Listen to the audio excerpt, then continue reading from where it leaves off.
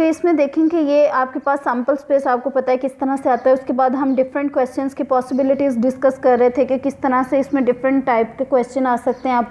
आपसे ये भी पूछा जा सकता है कि ऐसे इवेंट की प्रोबेबिलिटी फाइंड आउट करें जिसमें फर्स्ट प्लेस पे जो है वो 5 के मल्टीपल्स हों या फिर 5 हों, या फिर जिसमें दोनों प्लेसेस पे सेम नंबर्स हों। और दूसरी बात अगर आप इसमें ऑब्ज़र्व करें तो ये सेम इवेंट्स हैं, ये जो मिड में है आपके पास, ये वाले जो हैं ये सेम इवेंट्स हैं मिडल में, ठीक है। और अगर 2 1 और 1 2 ये जो इनकी सबका जो है ये सेम इवेंट्स हैं, उसके बाद ये सिमेट्रिक होता है। ये 2 1 है, यहाँ पे 1 2 है, यहाँ पे 1 3 है। ओके तो इसमें डिफरेंट चांसेस हैं कि डिफरेंट टाइप्स के आपके पास क्वेश्चंस आ जाएं, लेकिन उनका वे एक ही होगा। तो यहाँ पे फर्स्ट क्वेश्चन हम देखते हैं कि किस तरह से पूछा गया है। Let A denotes the event that their sum is 7। आपने वो वाले एलिमेंट्स लेने हैं जिनका सम क्या हो, 7 हो, ठीक है। तो 7 सम अगर आप देखें तो ये वाला, ये देखिए इसी लाइन में अगर आप इसी तरह से सही तरह अगर आपने सैम्पल स्पेस लिखी हुई है तो जहाँ पे 7 बनता है उसी के अकॉर्डिंग अगर आप मूव करते जाएं तो ये सारे के सारे आपको 7 ही दे रहे होते हैं। 6 1 7 2 और 5 7 3 और 4 7 4 3 7 5 2 7 6 1 7। तो ये एक ईजी वे है सेलेक्ट करने का कि किस किस पे आपके पास 7 बन रहे हैं। इसी तरह से अगर आप 10 की देखें तो ये वाला फर्स्ट एलिमेंट है जो आपको 10 दे रहा है, तो इसी के अकॉर्डिंग मूव करें तो ये सारे 10 देते हैं। 5 की बात करें तो ये वाले आपके पास 5 देते हैं, ये सारे के सारे 5 आते हैं। 11 की बात करें तो जस्ट ये 2 एलिमेंट्स ही आएंगे। तो इसी तरह से डिफरेंट इवेंट्स आप इजीली चूज़ कर सकते हैं। Let A denotes the event that their sum is 7। तो जिन एलिमेंट्स में आपके पास 7 आ रहा है वो सारे के सारे आपने ले लेने हैं और उनको एक सेट में लिख लेना है और इनको काउंट कर लेना है। 6 एलिमेंट्स हैं जो 7 दे रहे हैं, टोटल आपके पास 36 हैं। तो 6 by 36 that is equal to 1/6। ये आपके पास इसकी प्रोबेबिलिटी आ गई। नेक्स्ट देखें, let B denotes the event that their product is 12। ऐसे इवेंट्स आपने चूज़ करने हैं जिनकी प्रोडक्ट क्या हो, 12 आए, प्रोडक्ट से आपके पास 12 आए। तो यहाँ पे 6 और 2 को मल्टीप्लाई करने से 12 आता है, 3 और 4 को मल्टीप्लाई करने से 12 आता है, 4 और 3 को मल्टीप्लाई करने सेम इसी तरह जो उनसे 2 एलिमेंट्स को मल्टीप्लाई करने से आपके पास 12 आता है, उन सबको लेके आपने एक सैम्पल स्पेस बना लेनी है। नेक्स्ट है हमारे पास both dice show the same elements. दोनों पे जो है वो सेम एलिमेंट्स अकर करें। तो ये 1 1 2 2 3 3 4 4 और ये भी नंबर ऑफ़ एलिमेंट्स इनके 6 हैं, ठीक है। तो इस तरह से आपके पास इस इवेंट की भी आप प्रोबेबिलिटी फाइंड आउट कर सकते हैं। नेक्स्ट है आपके पास इसी टाइप का एक और क्वेश्चन है। An experiment consist of tossing a coin. पहले आपने कॉइन टॉस किया and then rolling a dice, then आपने एक डाई रोल की। लिस्ट ऑल पॉसिबल आउटकम्स, पहले आपने कॉइन रोल किया। ओके तो इसमें डिफरेंट चांसेस हैं कि डिफरेंट टाइप्स के आपके पास क्वेश्चंस आ जाएं, लेकिन उनका वे एक ही होगा। तो यहाँ पे फर्स्ट क्वेश्चन हम देखते हैं कि किस तरह से,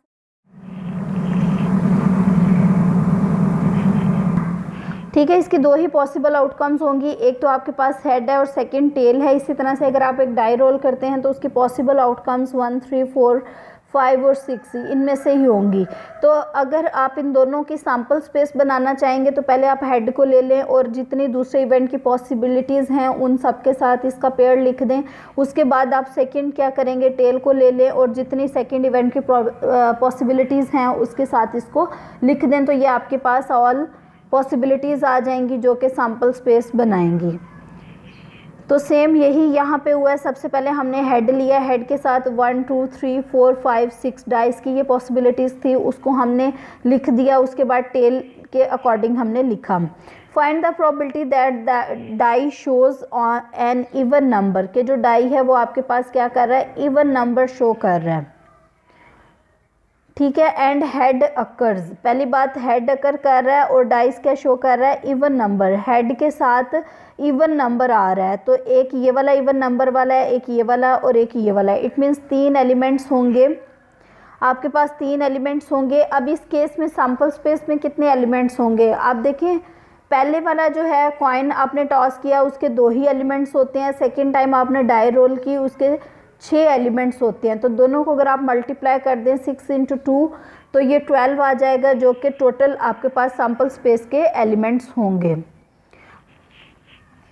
अब ये किस तरह से आएगा, ये बेसिकली एक काउंटिंग प्रिंसिपल है स्टैट में, जो कि एक्सप्लेन करता है इफ़ एन एक्सपेरिमेंट, अगर एक एक्सपेरिमेंट जो है कंसिस्ट ऑफ 2 टास्क, उसमें 2 टास्क अकर कर रहे हैं, in which the first task can be performed in m ways. जिस तरह अभी हमने कॉइन की बात की थी तो उसमें जस्ट 2 ही आउटकम्स थी, इसका मतलब है उसके 2 वेज थे, या तो हेड आएगा या फिर टेल आएगा।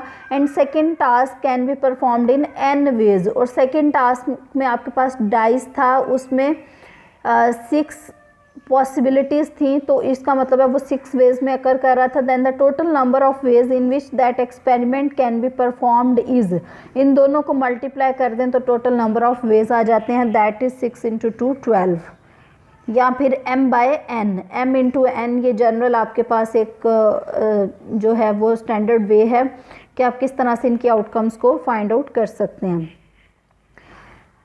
इसी तरह से अगर आप किसी भी रेस्टोरेंट में जाते हैं, वहाँ पे डिफरेंट डिशेज़ हैं, उनके साथ डिफरेंट डील्स हैं, तो अगर आप डील 1 की बात करें तो उसकी 3 पॉसिबिलिटीज़ हैं, डील्स आपके पास 3 हैं, फर्दर उसमें सब डील्स ये आ जाएंगी, और इसी तरह से ये डिफरेंट उसके साथ पैकेजेस हैं जो आपको मिल रहे हैं। तो अगर इसकी टोटल नंबर ऑफ़ वेज आप लोगों ने फाइंड आउट करने हो, तो पहले इवेंट में 3 है तो हमने यहाँ पे 3 लिख लिया, दूसरे इवेंट में 2 हैं हमने 2 लिख दिया, थर्ड में 3 है तो 3 लिख दिया, तीनों को मल्टीप्लाई कर देंगे तो ये अकाउंटिंग प्रिंसिपल जो है ये यही स्टेट कर रहा है, और इसके अकॉर्डिंग आपके पास टोटल नंबर ऑफ़ पॉसिबिलिटीज़ आ जाएंगी।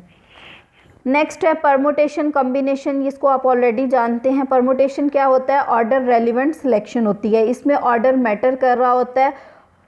Permutation is an arrangement of all or part from a set of objects. आप इसको लिखते किस तरह है, NPR इसको लिखते हैं, और ये वाला जो R होता है ये मैक्सिमम N के इक्वल हो सकता है या फिर N से लेस हो सकता है, और सेकेंड इस पर क्या कंडीशन होती है, R > 0 होता है। अब परमुटेशन को आप डिफाइन किस तरह करेंगे, सपोज आपके पास 3 चेयर्स हैं, हमारे पास कितनी हैं, 3 चेयर्स हैं, एक चेयर, उसके बाद ये सेकंड, ये थर्ड, और बैठने वाले पर्सन्स 5 हैं।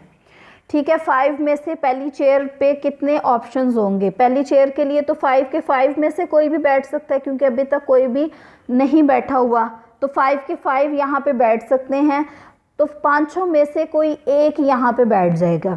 ठीक है, जब यहाँ पे एक पर्सन बैठ गया तो इस चेयर पे बैठने के लिए कितने चांसेस होंगे, एक पर्सन तो ऑलरेडी एक चेयर ऑक्युपाई कर चुका हुआ है, तो बाकी जो रिमेनिंग पर्सन होंगे तो 4 होंगे, 4 में से यहाँ पे कोई भी पर्सन बैठ सकता है।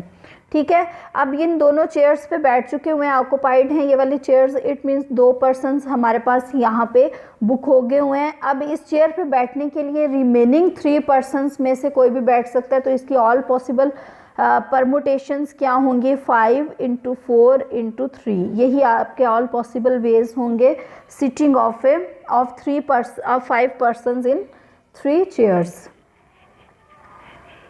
इसी तरह से हम ABCD की फॉर्म में इसको देखते हैं।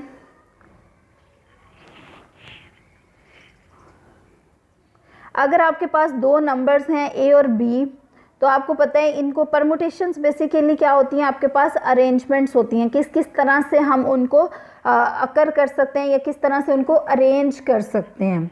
तो आप देखें इन दोनों को अगर आपने डिजिट्स को यूज़ करना है तो या तो आप इसको AB लिख सकते हैं, और सेकंड इसकी क्या अरेंजमेंट होगी कि B को पहले लिख लें, A को बाद में लिख लें, इसके अलावा इसकी कोई भी थर्ड अरेंजमेंट नहीं है। तो इसकी टोटल नंबर ऑफ़ अरेंजमेंट्स आपके पास 2 हैं। तो अगर आप फर्स्ट प्लेस पे बात करें तो फर्स्ट प्लेस पे दोनों में से कोई भी आ सकता है। अब अगर यहाँ पे एक आ गया हुआ है, पहले तो इंडिपेंडेंट है ना, सपोज आपके पास 3 चेयर्स हैं, उस पे 2 पर्सन्स कह लें या फिर 5 पर्सन्स 4, कुछ भी आप इसकी एग्जांपल ले सकते हैं। तो फर्स्ट चेयर अगर ऑक्युपाई हो गई हुई है तो इट मीन्स बाकी जो है, बाकी दूसरी चेयर पे उस एक पर्सन के अलावा कोई भी बैठ सकता है। जिस तरह आप वो रोलिंग ऑफ चेयर या फिर गेम्स, डिफरेंट गेम्स में चेयर्स का यूज़ करते हुए आप देखते हैं। तो जब फर्स्ट प्लेस पे 2 अरेंजमेंट्स हैं, पॉसिबल अरेंजमेंट्स हैं, दोनों में से कोई एक भी आ सकता है। जब यहाँ पे एक आ गया तो अदर एक ही आपके पास अरेंजमेंट बाकी रहती है, तो वो सेकंड प्लेस पे आ जाएगी। तो इसकी टोटल पॉसिबल आउटकम्स क्या हो जाएंगी या अरेंजमेंट्स क्या हो जाएंगी, 2 × 1 दैट इज़ इक्वल टू 2। इसी तरह से आप इवन नंबर्स, 3 डिजिट नंबर्स आपके पास 1 2 3 5 इस तरह के डिजिट्स गिवन है, तो आपसे क्वेश्चन आ सकता है how many even numbers can be obtained from these 4 digits, या फिर how many odd numbers, how many numbers multiple of 5 can be made from these digits. तो इस तरह के डिफरेंट क्वेश्चंस को हम स्टडी कर सकते हैं और इनको नेक्स्ट हम करेंगे। यहाँ तक किसी का कोई क्वेश्चन है तो पूछ लें। बस that's the end of lecture.